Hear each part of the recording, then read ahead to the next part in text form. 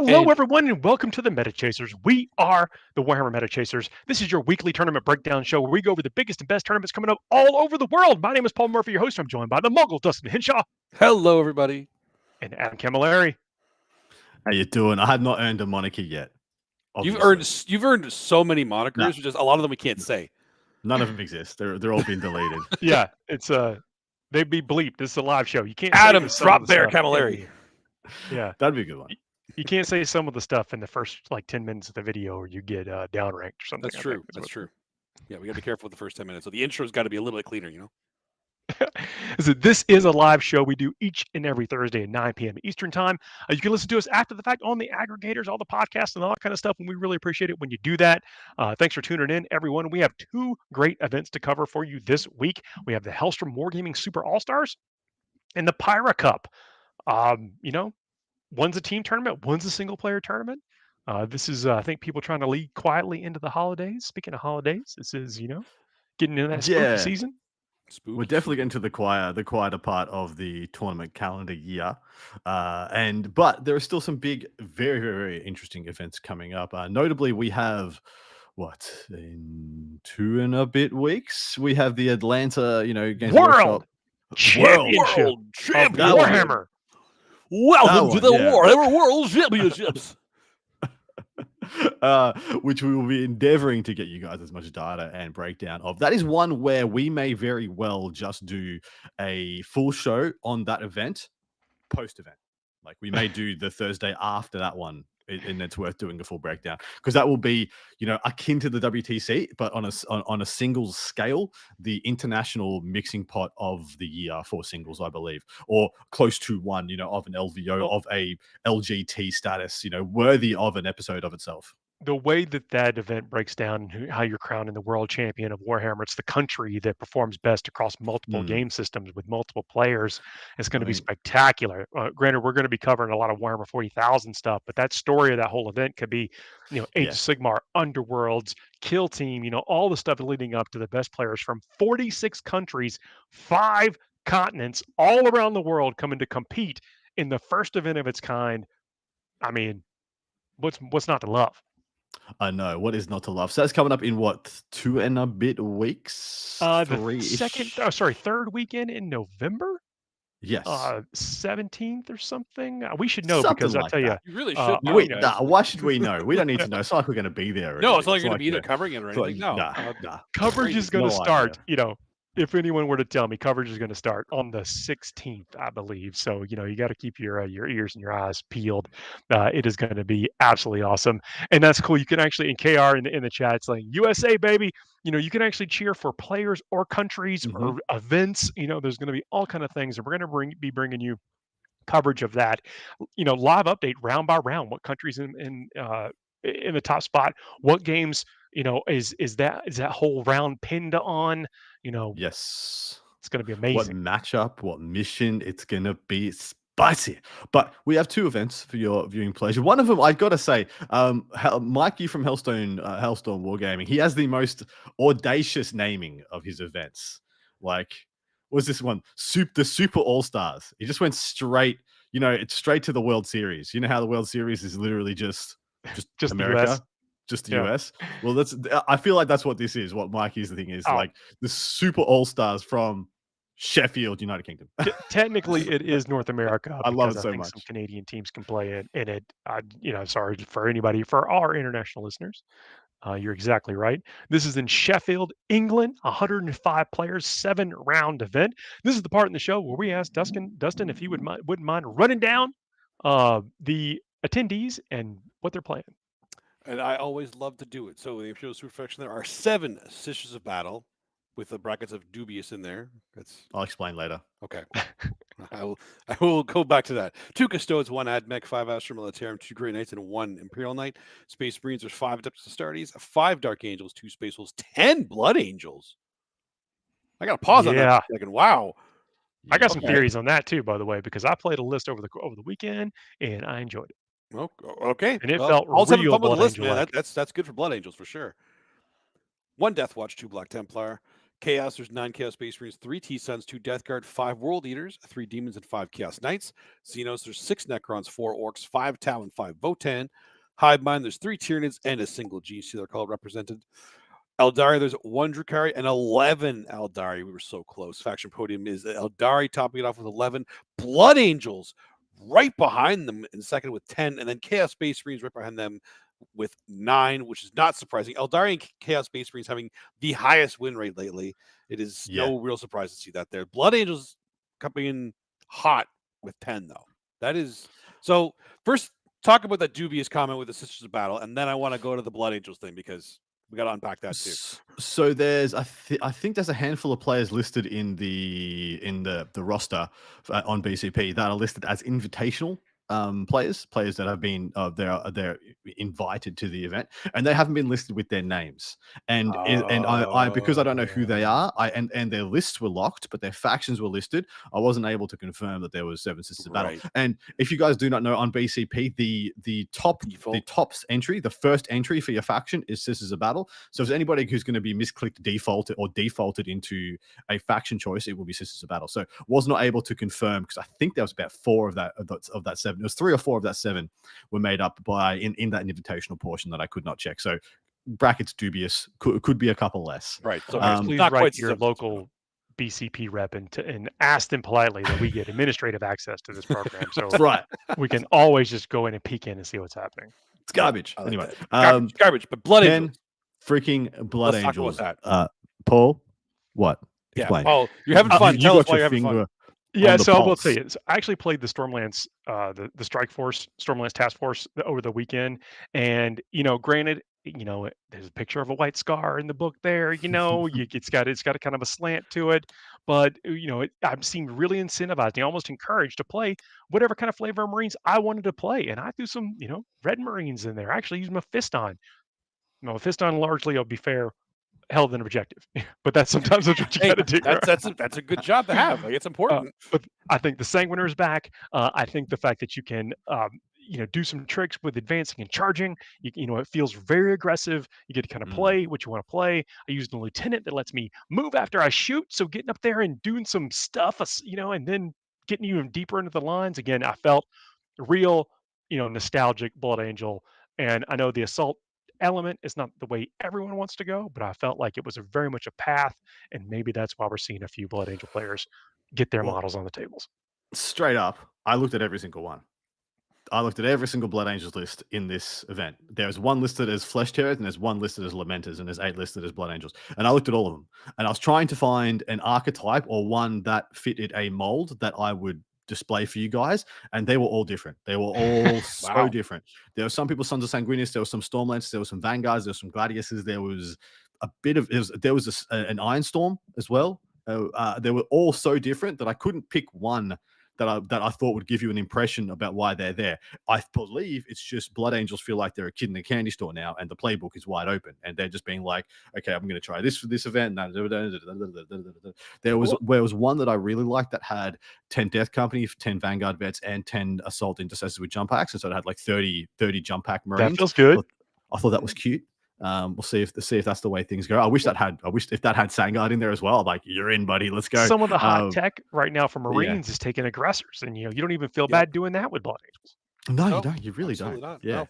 I actually, it's a good thing that they're doing that, though, right? This is good for not only the Blood Angels themselves, but for the meta itself. If they haven't figured it out this quickly after the Codex has come out, they are trying all these new things. It's not obvious. That's good. That's a good thing. Yeah, it really isn't. It really isn't obvious which is best, because I actually personally think the Vanguard might end up being the best, but the Stormlands is the super exciting one. Because you just get in and go fast. So people aren't prepared for that yet. They don't know what this like set of power armor dudes can do yet, and I think you're exactly right. We may morph into those other detachments, but this is the one that's like people are kind of pushed back, a little bit right now for. Yeah, spot on. And in saying that, we do have 2 lists for your breakdown, and I did go with the other 2 top factions representation, mostly because it's always good for us to keep our finger on the pulse of what the 2 big dogs are doing. So I have a Chaos Space Marines and a Eldari list for you. It's a little bit more on the boring side of things, but we need to keep our finger on the pulse. And plus, I think one of these guys is probably going to win this event. So just know that all those Blood Angels and Marines, they're all different. It's basically out there. Don't be afraid to ask your Marine opponent what they can do, yeah, what what the tricks in their spot on. list are. What can they advance and charge? Can they double move? Can they go back into reserve? There's all kind of stuff to ask. Anybody going to infiltrate on me? Who's going to be start up the board on me? Stuff like that. Yeah, always. Anybody? Yeah. And the advance and charges is a real big one now, because Gladiators can still advance and charge as well. So it's a bit interesting. Anyway, two top players. Going to what the known performers are: Chaos Space Marines, Eldari, consistently putting up wins across the landscape. And that's what we do as the Meta Chasers. We break that stuff down. Yes, I suppose this event now is the kind of the two lists here. The check-in with what's killing it now. First up, we have Dom Maidlow with Chaos Space Marines. Another lovely content creator. You can go check out his stuff. But he has specifically listed his list. He titled it, and this is kind of why I put this up here, because he titled it as "I'm doing it without Chosen," essentially, in his list. He said, "Lol, no Chosen. Let's see if this works." He has his Slaves to Darkest Detachment. He's got a Baden and a Dark Commune, 16 cultists, and 10 cultists, 16 accursed cultists, rather, 3 units of 2 Obliterators, 2 Forge Fiends, 3 units of 5 Warp Talons, a unit of 3 Bikes, 2x3 Nurglings, and a Blue Scribes. And I am sitting here going like, wow, where did all the points go? I think it's 1 more unit of Warp Talons than we usually see, the Bikers, which we usually don't see, and the single unit of 2 Obliterators. And for that, usually we see 1 to 2 to 3 Chaos Lords and 1 to 2 to 3 units of Chosen and a Rhino or 2. Also, he has Abaddon, of course. Yeah, Abaddon. He's cheaper, maybe than he has been in the past, but he still sucks up points. Yeah, man, he's still a lot of points, but he is a bit of a cornerstone of the army. What's your guys' bead on accursed cultists? Because I am really high on them. I think they are absolutely. I cannot believe that the main Chaos lists don't use at least 1 squad of them, because I think 1 squad of them is absolutely incredible with the Dark Commune. What's making y'all really good? Yeah, feel that way. Their durability and the ability to stay on an objective, respawn guys, and it's a profile in the Chaos Marine list that, while your opponent is like, okay, I have something to shoot my anti-horde guns at, you don't really want to, because you have even the anti-horde are still even good against the Warp Talons Chosen if you find those too. And they respawn too. They have a couple of them have a Feeling of Pain. There's some T4s in there, and if you don't kill them to the man, you're not taking that objective, and they're actually not bad in combat either. So yeah, it's correct. Yeah, the Feel No Pain on the 6+, and then the Accursed Horde. At the start of each player's command phase, you can return either 1 destroyed Torment model or up to 3 destroyed Mutant models to this unit. Yes, and when you have 6 of those models have 3 wounds each. How many? Sorry, I can't remember how many points these guys are, but they're cheap as chips as far as I remember. They are very cheap. So a mutant and 5 mutants and 3 torments is 95 points. Yeah. 10 mutants and up to 6 torments, 190 points. And I did say each player's command phase you're returning mutants and stuff. So yeah. So it is. I think there's a way you get both. Like, you can do the 3 and the 1 if you have an enhancement or something. There's something that allows you to do that, I think. But that is that's 28. Am I getting that right? So 6 by 3, 18 plus 10 in the torments, and then 10 mutant wounds. So there's 28 wounds for 190 points. So that is, with they'll have a 5 involved too. Yeah, OC2. Exactly. Yep, OC2, baby. OC2. I reckon they're incredible. It's a pain to get rid of. And it's not something that Chaos kind of lacks in terms of something you like having on an objective, but it's something that you can have on an open objective and not really care if it gets shot. Because if something charges to try to take it back from you, in most cases you just have Chosen the counter charge. In this case, you have Warp Talons, Bikers, whatever you end up doing it with. But it's a great piece to kind of bait out something that your opponent needs to actually take that objective away from you, because they do not go down easy. Well, it's a unit of baby Necron Warriors, but that actually kills things in combat. It is. Like, Necron Warriors will shoot a lot better than Accursed Cultists, but they do nothing in combat. Accursed Cultists actually wreck face in combat. They do. Dorian's saying, more punch than his Tyranids. Yep. Yeah, it's wild. Yeah, I think they're exceptional. I'd love to figure out a way to make 2 or even 3 units work, because I think there is enough there.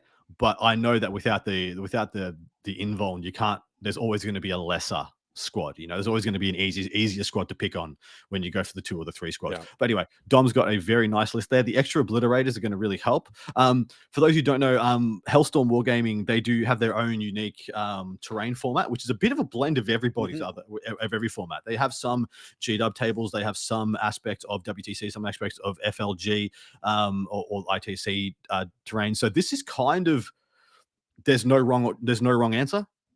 For list wise, it's not going to be shooting is always better, melee is always better. It's actually pretty well balanced. I think it's actually a really good system that they put together. So it kind of, you can't really build for it. You just kind of have to take the best list you can take and then just play it when you get it, which I think is a great way of doing it. There's no real gaming the terrain system.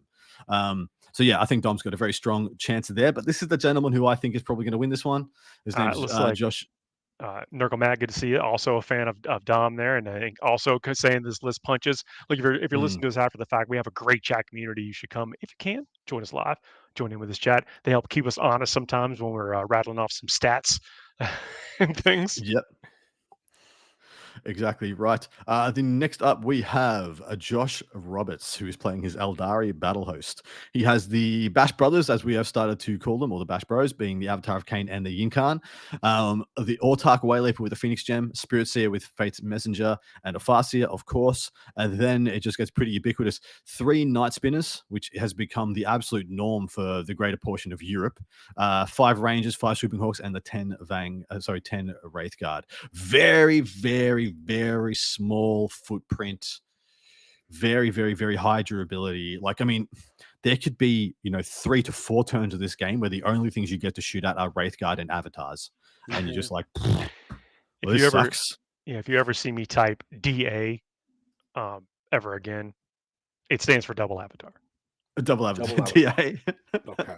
DA. Double Avatar. Yeah. Avatar Cain and the Yinkan, I think, are incredible. The Swooping Hawk, I mean, this list it's really cool looking at this list and seeing how much it lost in the balanced starter slate, because this is the kind of list that used to have 2 to 3 units of Warp Spiders and Shadow Specters in addition to like the Swooping Hawks. It's lost a lot of its peripheral units, but the meat and potatoes, the heavy hitting deadly portions are still all intact, and that's kind of the scary bit. That some of that got absorbed? I mean, obviously the avatars are a fair chunk of points or whatever, but that third Night Spinner, like we used to see folks running just 2 of them. Here's the duality that they've come to. If you can't have enough stuff to go and take objectives off people with your stuff, have stuff that stops them getting on objectives. And that's the Night Spinner play. It's just like, well, if I don't have enough of my nonsense units to go and disrupt all your primary play, so I'm just going to make sure that all your small primary getters are harassed, destroyed, and slowed at the same time. And if I can't have 3 or 4 units of these, well, I'm going to make sure you don't have any. Because Eldari have just been great. This whole edition of punishing people that go out and participate in those flipped objectives. Yeah. Oh, you got to be somewhere. Well, you probably just lost that unit. Oh, now you got to be over here. Wave goodbye. And it really stops people coming to Goose with the avatars as well. Like, you want to make a 7-inch charge. You're going to need to move to make a 7-inch charge to counter this avatar just popped up in your back line. It's going to be a 9 because I'm going to hit you with a 9 spinner. Stuff like that. Oh, you need to advance to get on objective. Oh, sucks to be you, man. It's 6.2 inches away, and you move 6. So I'm going to make you move 4, and you can't advance, and it disrupts. So they've got the effect of going and disrupting your primary without investing units in order to do so, because they don't have the points to do so anymore. And so they've made an adjustment on the back end, being like, well, I'll be proactive and stop you from getting your objectives rather than going to have you try and take them from you. Which, of course, I think was the better play, was to try and go and take them from you, because it got you it scored you cards at the same time. It opened up other avenues of play, other harassments, a bunch of other options. But this is just very safe, very secure 40k as far as I can tell. Yeah, digging in. It's Avatar Cain being 5OC. That guy's actually a monster, like an actual monster. So good. He's so good. I arguably think that he's arguably better than the Incarnate in a lot of ways. So. Yeah, if he could teleport, I mean, if he can teleport, there's no question. But the teleport is the only thing that makes the Incarnate, like on par with him. Which is, don't get me wrong, that teleport is busted and very strong. The only reason I agree with you is because when I've seen 2 top players play who are very versed at like avoiding Yinkan shenanigans, the Avatar's better. Exactly. Because the Avatar's just like, well, here's this big sledgehammer that's going to go straight at you. And that's what I mean. you're worried about my tricks and lol, Death If Star. you Like, you yeah. are ready for the in-car teleport, the in-car teleport is useless. Well, not Useless? useless. Okay. Now, I As mean, lo- I if Not agree it- with you, if by useless, the way. but if you're ready for it and you know how to play into it, it's not useless, but it really loses a lot of value. I think you're, I mean, completely right there. Is like, but once you're playing and you know what happens, everyone's aware of what's happening. You can kind of pick and control things, and it doesn't catch you out there in the middle of nowhere. But I think it enters the brain, of what can happen. You're all It starting can. to figure out all of this stuff, and it's a one like that's four decisions that could all result in a failure point. Yeah, that's And the true. Avatar Arcane, which I actually love, always love the Avatar Arcane, is it's a it's a train coming across the middle of the table, and Yeah. there's no other way to play that guy. Yeah. Yeah. And what I love is that if you can commit them on the same turn, there's no army that can kill both. There's almost no army in the game that Yeah. can kill both in a turn. And so one of them's always going to pop off really hard. And even if you think you can kill both, the way the invulns and the way the fate dice and the way the half damage works, you might just not. And if you've overcommitted, haven't got either, you're probably screwed as well. So there's a lot of checkmate-ness about how they work together. I'm glad you said that word too. And to your point, Paul, because when you have to actually enter the head, but you have to keep that in mind with the in-car and teleporting and everything. It's the same thing with any other list. Like having something, I'll use GSC as an example, like the demo charge, the 10-man demo charge. Like a deep strike within 3, you have a 6-inch, demo charge that can annihilate a lot of units.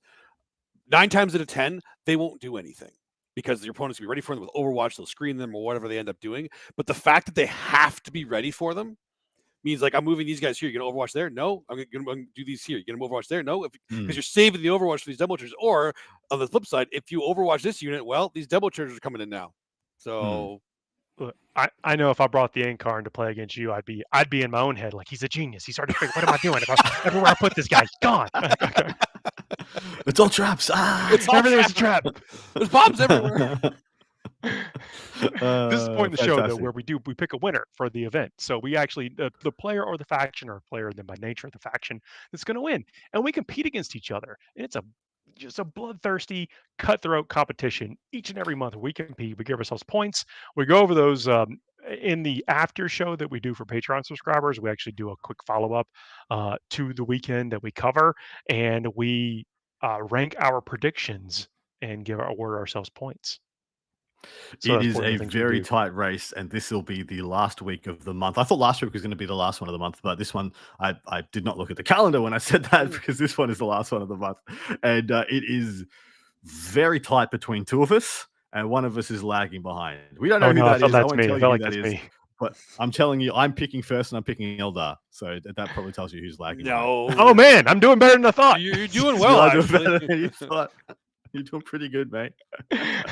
I won't tell people the actual score. They can jump into part 2 to figure out. But there's only 1 point separating you two, and I'm a couple behind both of you. So I need the points. I'm slapping in Eldar to win this thing. What do you guys want? Who wants to jump in next? Go ahead, Paul. Yeah, so because I know what I want. I think I got to go Chaos Space Marines. Yeah, I figured. Yeah, I do. And you know why I said that? Because hyping up the Blood Angels and stuff. That I really do. I mean, I think the Marines are going to do really, really well this weekend.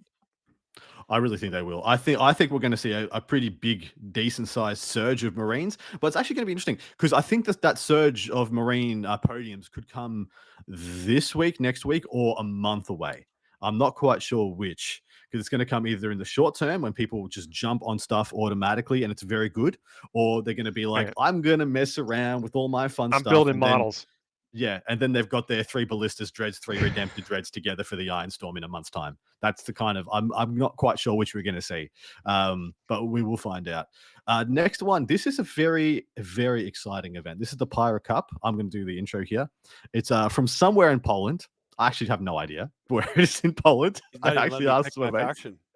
I actually asked. Oh, sorry, you don't get one. You get enough like, points. no, that's not. I'm pretty sure we're missing something right now. I think. All right. What do you want? I'm just thinking Space Marines. That's Astartes. Fair enough. But yeah, sorry about that. Anyway, keep going. I'm not sorry. So you're not the sorry, Pyro no. Cup in Europe, in Poland, 90 players, 18 teams, 5-player teams, a 5-round event. So in these team events, a faction cannot be taken more than once per team. So it's always kind of cool to us to see how close it comes, to complete proliferation, if there's a faction that came across all teams. And we saw that in the early part of the edition. We're a couple about data slates balanced into this place. Let's see what it looks like now. Yeah, this is a really exciting one. We do have national WTC teams in attendance at this, as in like some other European nations are sending their best of their best. In addition, there's many of the Polish championship WTC team in attendance. One of their teams is getting broken down for us later, which has, I don't know if it's 4 or 5 of their team there, but also have Team Belgium is sending a team and Team Germany is sending a team to this. So this is going to be absolutely stacked and should give people a very good indication of what the best players in Europe, and they're obviously easily some of the best players in the world, think the best 5 factions in the game are. I bet some of these players may be practicing for the World Championships. Absolutely are. There's a bunch of them that are coming, I believe. All right. What are we going to see there, Dustin? Let's see. So again, you won't see any more than 18 of any faction represented. So, and again, over 50%, it's usually something is too strong. So let's see. Once the battle, 2 Custodes, 2 Admech, 3 Astra Militarum, 1 Grey Knight, Space Marines, there's 5 Adeptus Astartes, 2 Space Wolves, and 2 Blood Angels, which is technically only the 9, so that's actually 50% of all Space Marines, which is great. Chaos, 9 Chaos Space Marines. Wow, really? Only 9 Chaos Space Marines? Okay. 9 and 9. 9 and Struck 9. from the beginning of the dawn of the 30th millennium. Yeah. Where the other 2 are? Yeah, who knows? 1,000 Sun, 1 Death Guard, 3 World Leaders, 2 Demons, and 4 Chaos Knights, 10 Necrons and Xenos. The Europeans do love their Necrons. 5 Orcs, 5 Taus, 6 Votan. Hive Mind, there's 10 Tyranids, a genius they're called. And then the Eldari, there's 2 Drukhari, and of course, 13 Eldari. So 5 teams didn't take Eldari, but that means the faction podium is Eldari topping it off with 13. No real surprise there. Tyranids and Necrons in second with 10 is a bit of a surprise. I guess Necrons not so much. And then Chaos Space Marines in third with 9. What do you guys think of that spread then? On face value, it was a little shocking. And then as soon as I sat and thought about the fact that every team needs to have a first defender, the Tyranids and Necrons made all the sense in the world. Both Tyranids and first defender, Necrons. let's talk about that for just a second. Is that so? Teams have a put in this format. You have a put out, and then the players can put out 2 armies for you to choose which one. So they want a solid one they can throw out there. They can go into any matchup and control what they think their points are going to be for that player. Yeah, exactly right. And your first put up is naturally the person who's probably going to get the worst options. So you need to have your strongest or most robust faction to go up and be able to play into the widest spectrum of gamers. Or the player you're not counting on at all. Yes. Or the guy who you have no faith in. And he's just there to get the beers later. Yeah, absolutely. But Necrons, once... Probably maybe not a first defender in some matchups, but Necrons might very well be the best second defender in the game. Just a little bit of control about what they play into makes Necrons incredible. First and foremost, Necrons just not playing Chaos Space Marines. Amazing. Happy days. Yeah, great times. And there's many other instances like that. Are you reading this the same, Dustin? As in, like Necrons and Tyranids are both gain a hell of a lot from just a little bit of pairing control? 100%. They absolutely do. Necrons, especially, you know what? Actually, no, Tyranids too, because especially if you're going like a Endless Swarm or even like the Vanguard. The Vanguard for the Tyranids has some nasty matchups. Like if it gets a bad one, it's done. But if it gets the right matchup and it's like 50-50, they can get a massive differential. So, and do you think there are 2 lists that'll stack up against it? Like, do you think there are 2 factions that the players could put up to thwart that strategy? Yeah, there are. It's just a matter of if are people going to bring them, or the other thing is because a lot of those factions are going to be factions that are like the top ones that you're going to want to fight the other top ones. So do you want to use it on one of the? I'm not going to say like lower tier ones, but not like the be all end all list that everybody's going to have trouble into, because the Tyranid Necron list, they're going to be good lists regardless of what you're playing into. It's the pairings that they can get for themselves. They hit such a huge differential if they get the right one. The really good list will normally just win maybe not by a big margin, but they'll be able to get the wins. These ones you want to get the differential. That's what they're there for, in my opinion. So the big deal about these two factions, being the Tyranids and Necrons, is that the two factions that slaughter them are the two factions also represented here.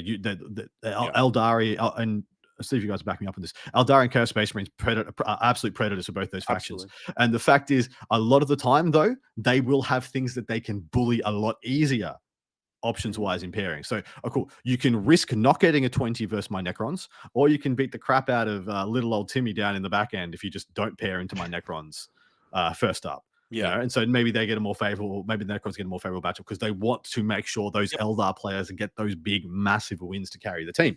And in saying that, like, the team's actually being carried by the Necron player in that equation. Oh, yeah, for sure. Actually, the Eldar, I actually think that Necrons have a decent matchup into the Eldari.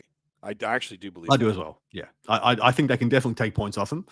Like player for like player, I back the Eldari to probably win the game, but they're not getting a 20 out of it. They're not getting a 20 against a good player, and that's the thing though, because they can smash a Knight player on the back end and just pick up their points. We're talking to the way you're scored. There's a differential, so you're basically playing out how lopsided is the game. The max points you can score for your team is typically a 20-point win for that team. For people at home, this is in the absolute wildernesses of Poland, so they're using Tawny Keeper, not BCP. So you go up and just Google Tawny Keeper Pirate Cup, and you'll probably be able to find it with all the lists. Now, I do have to give special shout outs before we get into the top teams in attendance, because there is a team here called get it Meta Chasers. Nice. Get it? It's not us.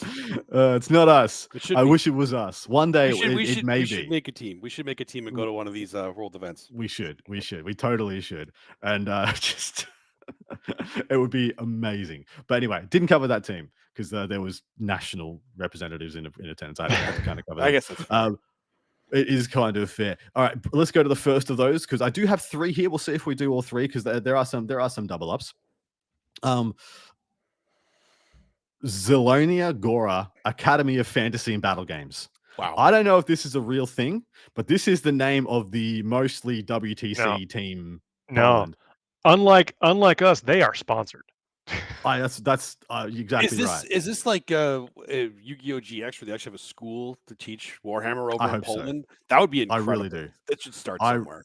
I really do. I hope there's a whole initiation process. There's a sorting. Oh, hat. Yeah. Yeah, let's do it. Anyway, this is their 5-pack. They've got a Ynnari battle host with all 3 Ynnari characters. Don't ask me what is going on. What's his name? Freaking Vizark. Wow. Do not ask me what is going on with this list. I don't know what to tell you. You say that. Now, look, longtime listeners will recognize that we have seen the Vizark. This is like the 3rd or 4th time we've seen the Vizark pop up. In over 2 years of doing this show. He doesn't get taken by accident, is what Paul's saying. There's no accident here. There has to be. All right. He's got 3 Harlequin troop, 2 Falcons, a single Night Speed, and a bunch of MSU aspect warriors. That makes up the archetype. And as you'll see, if you haven't watched our show for very long, I don't break down every list ad nauseum. I give you enough information to get a sense of what the list is and what it does. Next up, we have a Space Marines, Blood Angels Paul in the Firestorm detachment. He's got Lamades plus 10 Death Company with jump axe, almost max Inceptors, 663 Inceptors, Redeemer and Aggressors is the package there. And that's actually quite a spicy list. I like it a lot. And I assume the Biologus is in there, the Apothecary. Yeah, for sure. Yeah. Okay. 100%. We have a World Eaters, Berserker Warband, Angron and Khan, 2 of the 10 Zerkers, a unit of 6 and a unit of 3 Exalted 8-bound, and then 2 units of 3 regular 8-bound, then some other bits and pieces. Chaos Space Marines. Khan pop up a lot. So no, cool. Yeah, have not seen Khan pop up. Of course, so Khan's with 1 unit of 10 Zerkers. I should have listed it here, but of course, there's a Master of Executions with the other unit of 10 Zerkers. You're leaving out all the spicy stuff. Yeah, but see, those are the things that are expected to be there. So it's like, I never know. The reason, I never know how much of course, I'm giving you a hard time or whatever, but these are like, the things that set some of these units off, is like the Master Executions is basically just like a blender, and you hide him in those berserkers to give him like 37 wounds or whatever. Exactly right. I mean, and a lot more of those are popping up. I mean, Chosen and the Chaos Lord are very similar as well. All you need is one Chosen to be alive when that Chaos Lord swings to get all the goodness. And next up, we do have a Chaos Space Marines list. This is a Slaves to Darkness. Has 3 into 5 Chosen, plus each one of them has a Chaos Lord combo. 2 Mauler Fiends, boys. 2 Forge Fiends, 2 Obliterators, and 3 into 5 Warp Talons. So first time seeing Mauler Fiends in quite some time. What do they even do? They're kind of just bully units, but they're good. They're very good anti-mech, anti-monster. I suppose with 2 Forge Fiends and then a bunch of little Chosen bombs, it's kind of trying to split your attention a bit. Do they have the lashes on them? Let me look those. They do. They have a bunch of attacks still. Like, I actually quite like Mauler Fiends. The problem is you can just get a Forge Fiend that's just a Mauler Fiend that doesn't have to charge you. So this is it lost the comparison wars as it does. Loses close combat. Then it's like poopy in close combat. Just tag it. And then it's like trying to slap you.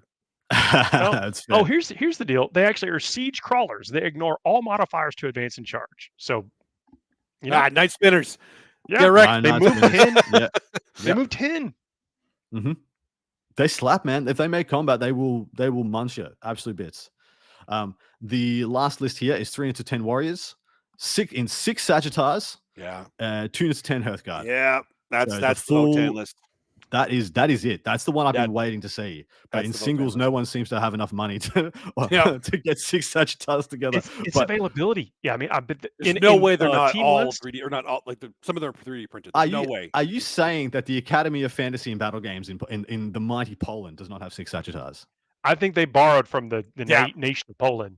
Yeah, I think the entire nation of Poland has scrounged 6 Sagittars for these gentlemen. I mean, there's probably only 5 Sagittars in Canada, so I mean, it's true. It's absolutely great. But this is the 5-pack here. There's some interesting choices. Naturally, the Ynnari one is the head scratcher, but I do know the gentleman who is playing that, who is one of the best Eldar players in the world. So not too surprised he's taking something eclectic. But it is still a head scratcher. Like, I don't get it. And I want someone to sit down and explain it to me, because I know these players are literally the actual champions of the world right now. And then they take stuff like this. I'm like, you're making it hard to sell, boys. The Space Marines list is very interesting. I am thinking that he's onto it with more Inceptors is the way to go for Space Marines right now. Inceptors are just money, I reckon. Yeah. You reckon the same, Paul?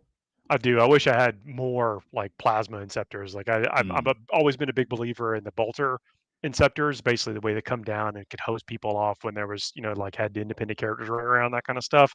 But now I think plasmas are the way to go, and in the bulk. I'm not saying you wouldn't have that 3 Inceptor unit be maybe bolters or whatever, but I think you want plasma on just about everything. Yeah, I think there's the Vanguard might want bolters, but apart from that, I think plasma is all the only way to go. The Vanguard detachment gives you has the strat for +1 ballistic skill, +1 AP, and as soon as you get the bolters to AP2, you're like, let's go.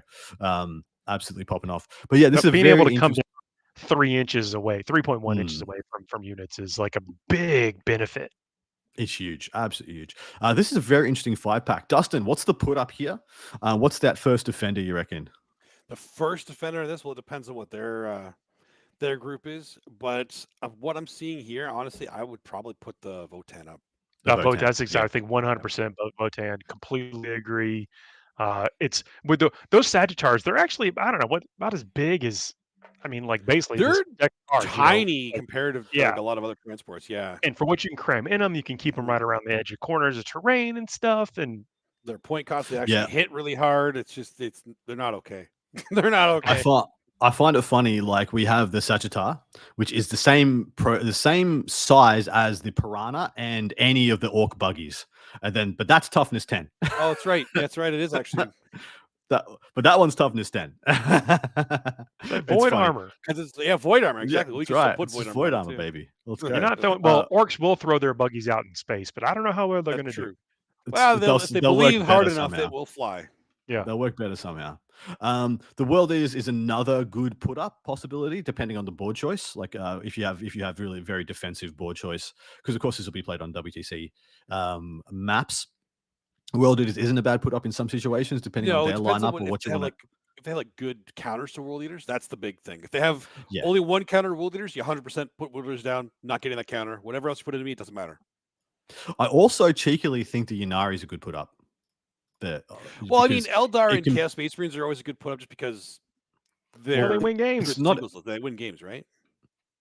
So this is the thing. Yeah? When people do data for team events, you'll go down, you look at the faction, and then you'll put a score in. A lot of people just look at the faction and put the score in. See what I just did? Not look at the list. If you put a score in against this scenario list, as if it was a traditional Eldari list, you're incorrect. You're just straight up incorrect. It does not play like a traditional Eldari list. And so maybe it's going to be wielded in the team in a very non-traditional way also. That's true. Anyway, good luck to the Zelonia Gora Academy of Fantasy and Battle Games. And their 5-pack of players. You can actually already look at this and tell that it's going to be, kind of unconventional because Falcons, yes, bunch of aspect warriors. I mean, they score points. It's one of those things. So, what's the next team? You will see me type MSU Aspect Warriors at least twice more because MSU Aspect Warriors to me means they got a couple of Wolf Spiders, maybe some Shadow Specters, maybe some Swooping Hawks. That is what you should have in your head when you read that. Next team is Team Belgium, and I've coined them the Giant Killers because they did knock off my beloved team. Well, they did get the draw against my beloved Team Australia, semi-ending their run towards the championship. And this is what I love about freaking international 40K. Like Belgium has this tradition almost of swinging up. Just we're a small European nation with some very good players. We don't get a respect like France and Spain and UK do, but every now and then we'll just uppercut you in the jaw and we'll knock out somebody who everyone expects to hit a podium. And I freaking love them for it. I think it's one of the best narratives and one of the best stories. But anyway, we have a traditional Eldari battle host, Yin Khan, Fugan, 2 spinners, 10 Wraithguard, MSU Aspect Warriors. And then we have it. Yeah, Fugan, because he's got to get back up. You can put him out on good by himself.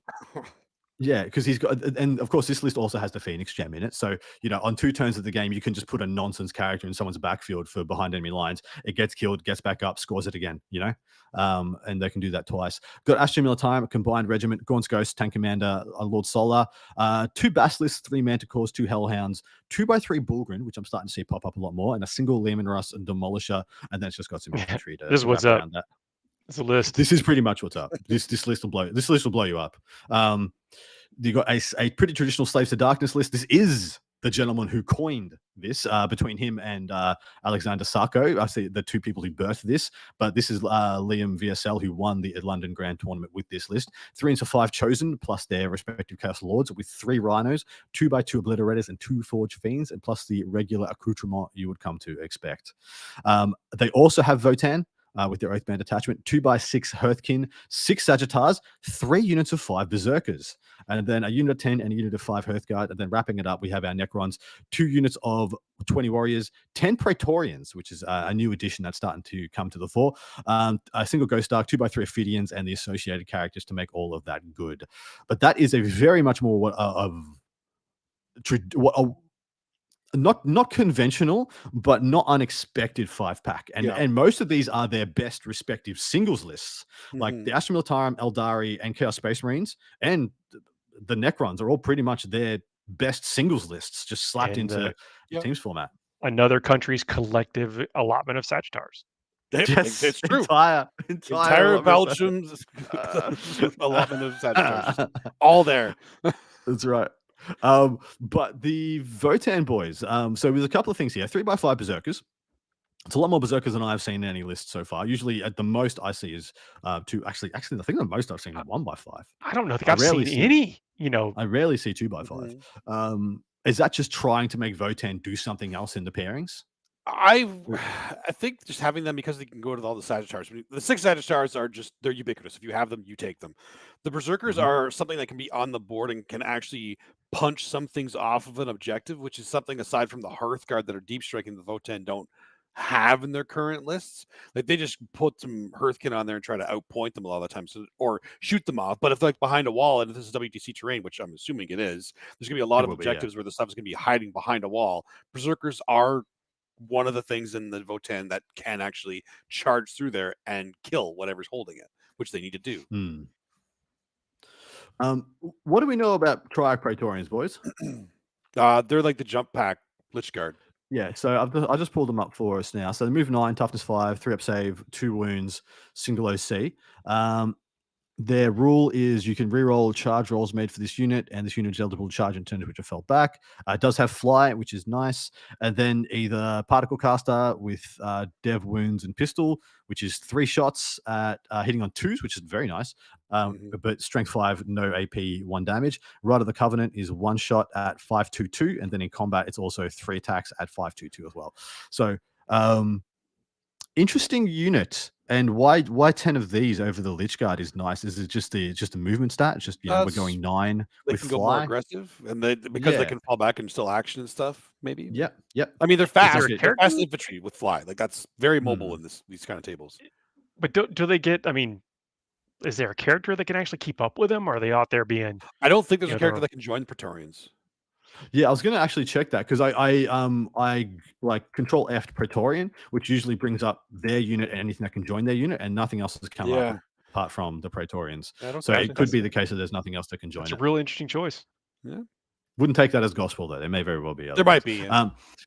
But yeah.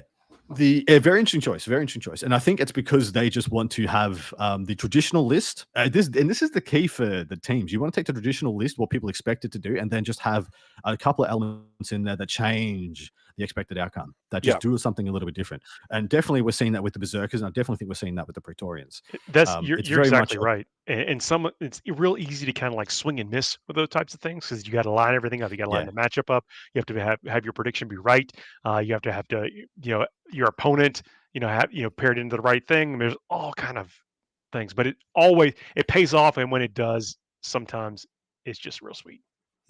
Absolutely. G'day, Sam, in the chat. Hello, brother. Hope you're having a lovely afternoon. We have one more team. We're going to punch it out. This is the Team Germany contingent.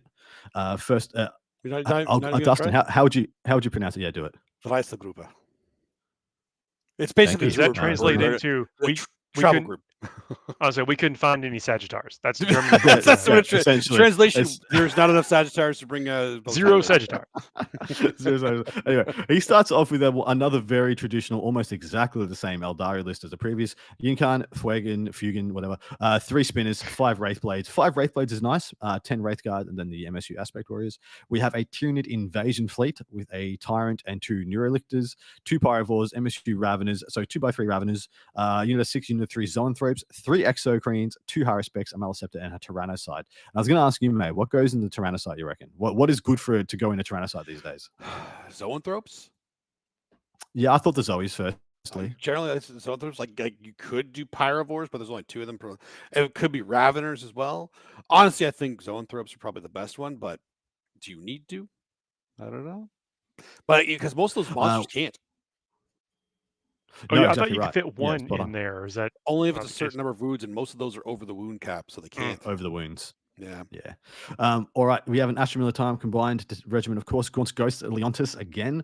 Unit of 3 and Unit of 6 Bulgrin. So Bulgrin making both these Astra Militum lists. A single Basilisk, 3 Manticores, 2 Hellhounds, and a Lehman Russ Exterminator, which I am quite a fan of the Exterminator, which gives another rend to anything that shoots at the same target that its autocannon shot at. So really helps the Manticore rend breakpoint. And even the Hellhounds in a pinch, I guess, get over the line. We have Slaves of Darkness, we have Chaos Space Marines, a Baden, 3 into 5 Chosen with their respective Chaos Lords, 2 Forge Fiends, 2x2 Blitz, 3x5 Wolf Spiders. No allies making it into that one. And then lastly, we have a Space Wolves Storm Lance Task Force. Yeah, boys, let's go. 3x6 Thundercav with a huge amount of characters, 10 Blood Claws in a Rhino, 10 Hounds of freaking Morkai. And then a unit of 5. It only took 2.5 years to get them up on the screen. Straight up took that long. It's the first time I've seen them be taken in a legitimate anything. Some small units of Fenrir Wolves, a unit of 3, unit of 6 Inceptors. Do you know what the Hands of Morkai do? Because when I looked them up, when I saw this, I was like, holy crap, this might be good. I'm actually not sure. So they have a couple of these are matchup. These are absolute matchup tech pieces, like undeniably. They move 6, toughness 4, 3-up save, 2 wounds, all the usual, Space Marine chassis. They're Morkai bolt pistols, anti-psycho 4+, dev wounds, and precision. So you have your Spirit Seer in your unit of Wraith Guard. They're 12-inch range, hitting on 3s, strength 4, -1 damage. And then they're melee, they've got 4 attacks, also anti-psycho 4+, devastating wounds and precision. And they're hitting on 3s with strength 4, no rend 1 damage. Absolutely hilariously terrible.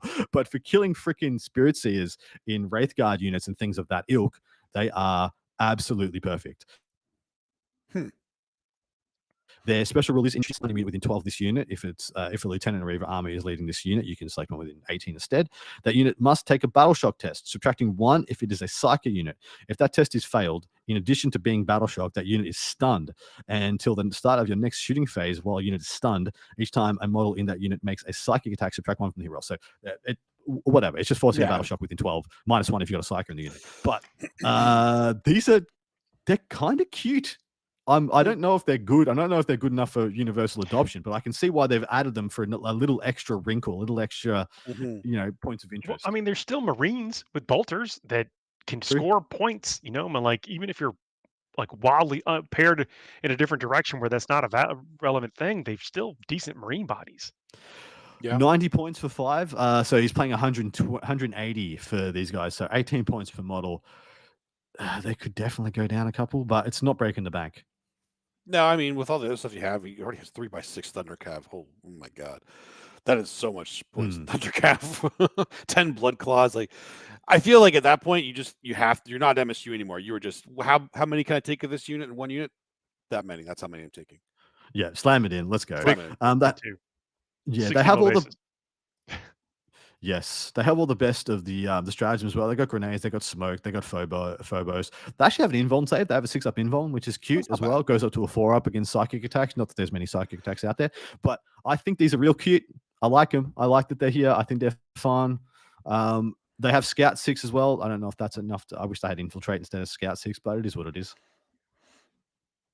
Very cute choice. So in team events, we don't pick a team that wins. It's impossible for us to go through all the teams and do all the teams justice.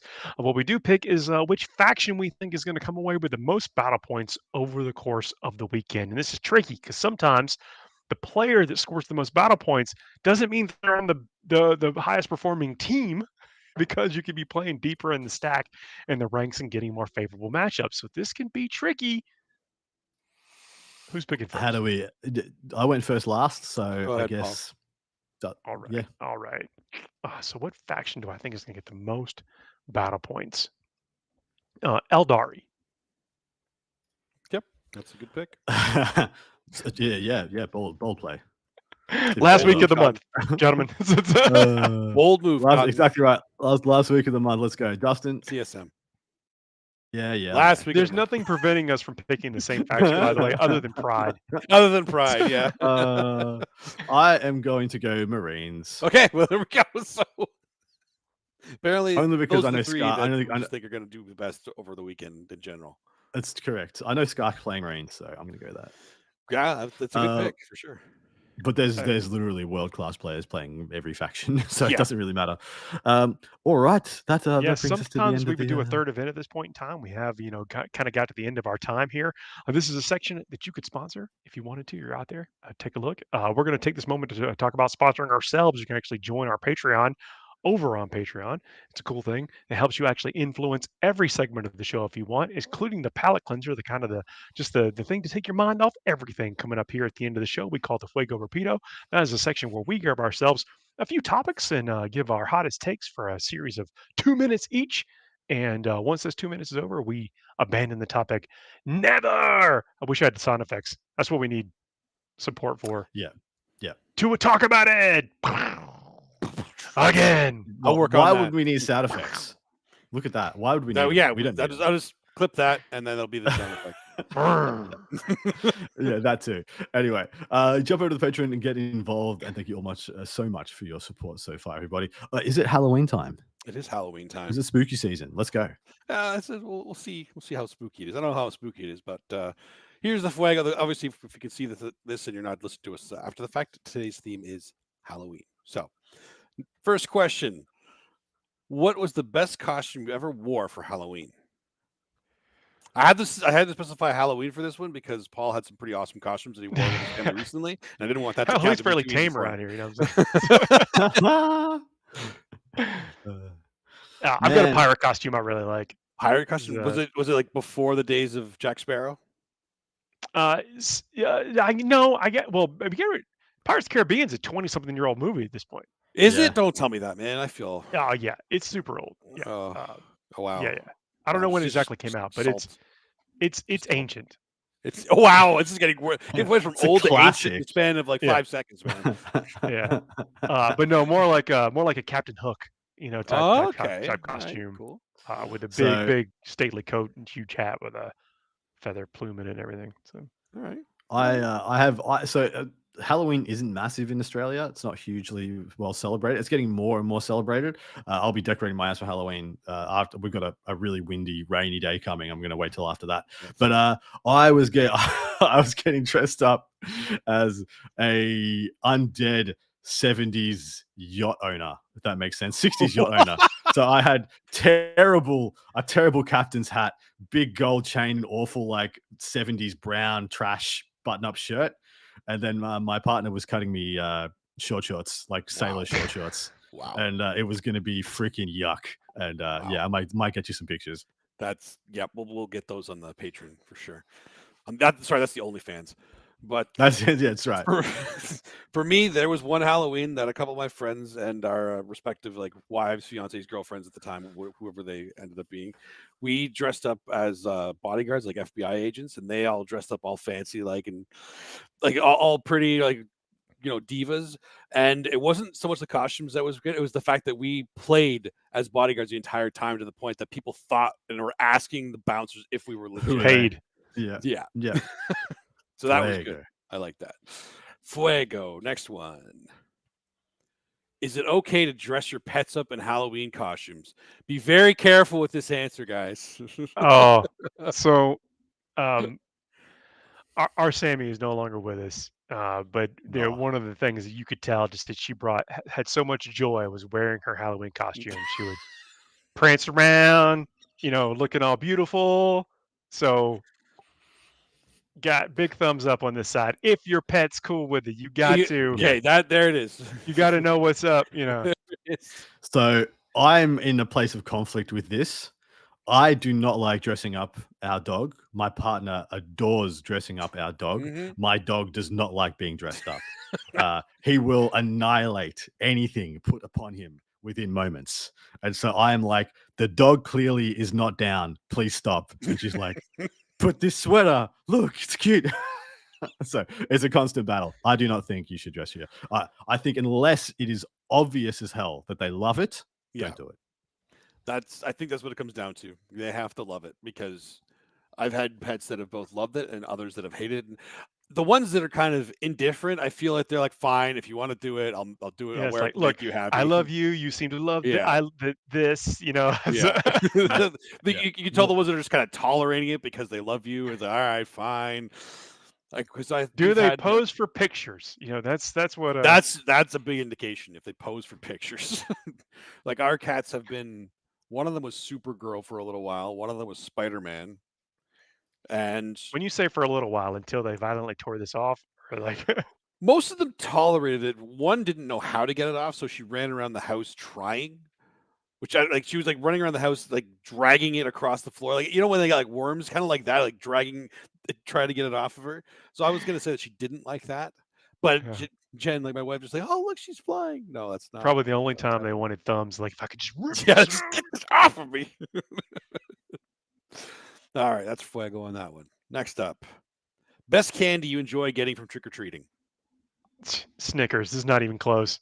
Snickers, just outright like that. So that seems like so bite-sized Snickers, fun size, little whatever.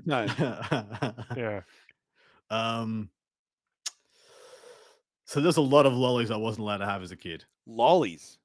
Yeah, we call candy lollies. Oh, whatever. Okay. So it's not just specifically lollipops. It's okay. No. General Aussie term of lollies is candy. Got it. Yeah, we're not very sophisticated.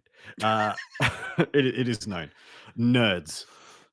Freaking nerds. I was little ADHD psychopath child, and my mom would keep me away from the hard stuff, so to speak. It's so pure sugar. It's just pure sugar. It's freaking right. It's just sugar nuggets, and I would freaking rail packets of that stuff. Yeah. As soon as I get it. So nerds for me, 100%. Yeah, nerds. That actually it's hard to go against them. I never found them to be like a Halloween candy though. I don't remember getting many of those in trick or treating. Little boxes down, little individual Yeah, the little ones. serving size boxes. See, what's good runner up? Butterfingers, good runner up. Ooh, Reese's cups, good runner up. Reese's peanut butter cups, really good. Yeah, Reese's 100%. You know those little, I think they were called rockets, the little circular candy things that came in like a cylinder. It's basically pure sugar as well, but that was the most common. Like when I was a kid trick or treating, that was the most common candy we get handed out. Like they just give you a fistful of these cylinders of circular sugar pills. Do you guys have killer pythons? Yes. It's a can. So it's a gummy snake that is like as long as a kid's arm. Oh, and in Australia, it was like the epitome. If you got a killer python, that was the house to go to. That was the house. This is it. You've made it. I swear they've gotten smaller over time because when I was little, I used to for sure. I'd save this other story for another time. Oh, go. Damn. It's tough to get this in 2 minutes. It is. Next one. The best horror movie to watch on Halloween night with the lights off. Nightmare on Elm Street 3. That's three. Pretty specific. Very specific. Which one is 3? I mean, what you asked? Yeah, which one is 3? Dream Warriors. Okay. Oh, yeah, okay. Actually, yeah, that one was actually pretty good. Yeah, pretty good. Okay. Actually, the first time I saw that was on the sleepover at a friend's place when I was like 10. I'm not sure I have a traditional one. I think the sillier the better, kind of the ones I like to watch in Halloween, like the Leprechaun and House 2. Yeah. Yes, it's just stuff like that. But I watched. I mean, I've been really impressed by some modern horror, like Get Out and Hereditary and stuff like that. There's some really good horror movies coming out lately. Hereditary is still, I think, the best horror I've seen in decades. Amazing. Okay. I don't even know that one. I haven't seen. I haven't watched many movies lately either. But you should watch Renfield. Oh yes. Yeah, that's fun. I've heard it's good. It is ridiculous. It's probably not. Well, it probably is what you think, because Nicolas Cage is. I saw some trailers for it, so I'm pretty sure I have an idea of what to expect. I hope, because if it's not what the trailers are showing, you probably don't. I'll just leave it at that. Really, it's ridiculous. Huh. Okay. I definitely need to watch that then. I think for me, and this is not, I'm not somebody who likes to watch like scary movies. They never really did anything for me. I don't get scared at them. It is kind of, I'm not big on gore, so it's like, whatever. I think I like more weird and funny. So for me, it doesn't have to be with the lights up, but just it's nighttime at Halloween. But I like watching Beetlejuice. Nice. That is a strong choice. Yeah. It does, absolutely. I like that. I love Beetlejuice. It's fabulous. Beetlejuice 2 coming amazing. Yeah, when is it? I don't know. I just saw it advertised on Facebook recently, and I got excited. What was that? I have no idea. Oh. It's a sequel, yeah. Yeah. They have what's her face that's played Wednesday in the Wednesday series is going to play their daughter too, or not their daughter, but Winona Ryder's character. Yes. Wow, Lydia's daughter. Yeah. All right. Anyway, Lydia's daughter. That makes a lot of sense. Yes, Lydia's daughter. No, Winona Ryder's still playing Lydia. Oh shit! That's and awesome. they have Michael Keaton doing Beetlejuice. Like once they got that, I was like, I'm in. Let's go. We're in. Yeah. We're in. This can't be awful. All right. And the last but not least, this one's a little bit of a. I won't start the time until you guys understand it. So name a universe, movies, TV, comic, video game that your 40K army could dress up as, like, or be converted into, and have it fit nicely and look cool. Do you know what the question kind of? So you should go first, Dustin. It's you want to dress up your army as something else. Like you want to theme your army in the theme of a movie, TV, comic, video game. So you got an easy gimme on this one. I don't like this. Not including StarCraft. Yeah, you cannot include StarCraft. Oh, I thought you were going to say like what is it, Starship Troopers? You got? Oh no, yeah. Not including that. That was too easy too. No Starship Troopers, no StarCraft. So no gimmies. No gimmies. So no insectoid, alienoid. Nope. Because they're all gimmies. And I'm doing GSC. I'm not going to do NIDS. NIDS is too easy. Ooh. I mean, Dark Angels is a bit. See, it's hard to think of it, but when you kind of get an idea for it, it's. I think I do. Yeah. Yeah. I always try to think of like what one of my favorite series or something is, because I can't do like Zelda or anything. So I always, for sci-fi, I like look at like Mass Effect. Mass Effect's pretty cool. I love Mass Yeah. Effect, so if I do something like Yeah. that, then Care Bears the movie. Accolades. We got there. We finished it. Fuego has been won. Actually, you know what? Because all the different neophytes could be like different, like the Eclipse Mercenaries, the Blue Suns, and the Acolytes can be. Rome's a good one. Yeah. Yeah. Predator also a good one. Yes. Ooh. Commanders from Predator. That's a nice one. Predator, like for catechins versus anything. Yep. Yeah. Whereas like a wild Eversor assassin. Wild Eversor Assassin. Yeah, those would be cool. That would be cool. That would be cool. I actually like that. I'd watch Free that. range Eversor. Free range, yeah, that's right. coming to a retail, coming to a supermarket near you. Sometimes they just start clicking. That's all you want too. Hey, Aberrants could be Krogan. Yeah. Yeah. Acolytes could be the, what are they called? The Vorsha. Holy shit, this could work. Yeah, you're onto it. I'm onto something now. I actually like this idea. I really don't know. Mad Max. Yes. Number 1 and 2. Yep. I was originally thinking Mad Max. I thought that was too on the nose. With orcs. With orcs, yeah, okay. With orcs would be cool. That'd have to been Thunderdome though. Fuego. Yeah. That is Fuego. That is the end of it.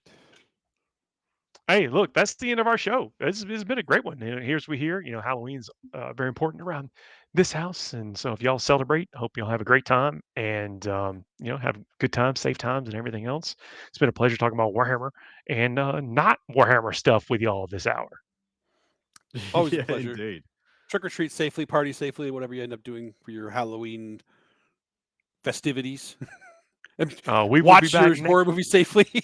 next week. Please leave us those 5-star reviews. Look, if you're listening to this on a podcast aggregator and you have not left us a 5-star review, I invite you to do so. Please, please, please do that. That is one of the ways that other folks know that to come check us out as well.